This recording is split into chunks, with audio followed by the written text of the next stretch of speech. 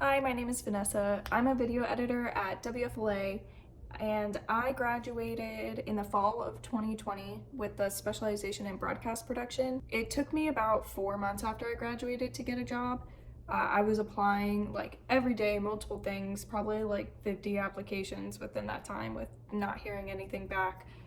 But thankfully, because of Jeanette, I was able to get this position, which is amazing right out of college. If it takes you a while to get a job out of college, don't feel like it's because you're not qualified. It can be competitive. A lot of the time they post a job, but they already have somebody in mind to hire. They just like legally have to post it.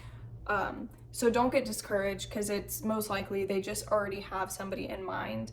And the position's practically filled by the time you're applying to it. When I was interviewing, pretty much all they did was ask if I felt confident doing the job. And once I went through kind of like exactly what I'd be doing every day, I was very confidently able to say, yes, I can do that. And that's all because of everything I did in broadcast news and Florida Focus.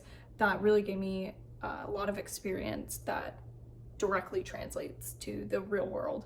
I would say one thing I wasn't expecting, or like was kind of a shock, I guess, is just the schedule of things. I started out doing weekend morning shifts where I worked at 4 a.m., which was not very fun, but now I'm on like a regular schedule of like 2 to 11 p.m. every day. They kind of expect you to work a lot of overtime when it comes to certain events like elections or hurricane coverage or big football games. Like for Hurricane Ida, I worked basically 14 hours, and I found out that for Hurricane Irma, they stayed there for 3 days at the station. They didn't leave for 3 days, and you'd work 12 on, 12 off. So for your 12 off, there's like a separate studio where you'd sleep or hang out, which was crazy to me, and I really hope I don't have to go through that.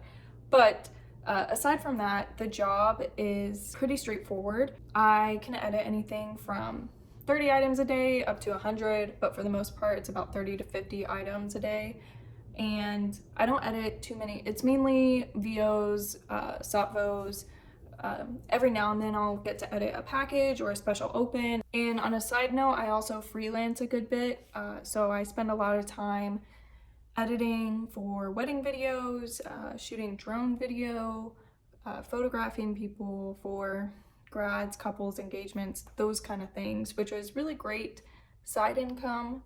And it's also pretty fun for me. My advice, I feel like, isn't anything too unique, but I would say my biggest pieces of advice would be to get as many internships as possible while you're in college. I know it can be difficult if you have to work, but just grind it out and try to make it work. Some internships are only 3 months long, so it's not too bad. But really getting those not only looks good on your resume, but it really helps with getting an idea of what you want to do. You also get really good connections through people who are already well networked in the media industry.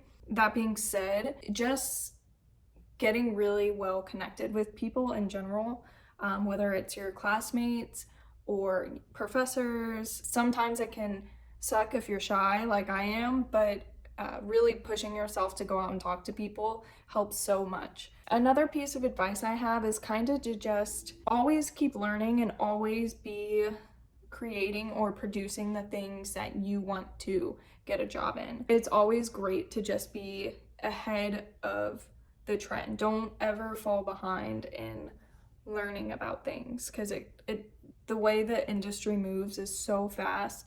Basically, just don't get discouraged when you're first looking for a job, and just know that the first job you have might not be your dream job, but it's so great for experience anyways, because until you get some real experience under your belt, it can be very hard to stand out in a pool of applicants. So like, it was funny when I was applying to my job, they kept saying, oh, you have no experience, but I did Florida Focus for a year, I interned at Bay News 9, I was a video production assistant for a year, and I had a very solid reel. So I was like, I consider that experience, but in the professional world, it doesn't count. But it doesn't mean it's not worth doing. So, yeah. Good luck with everything.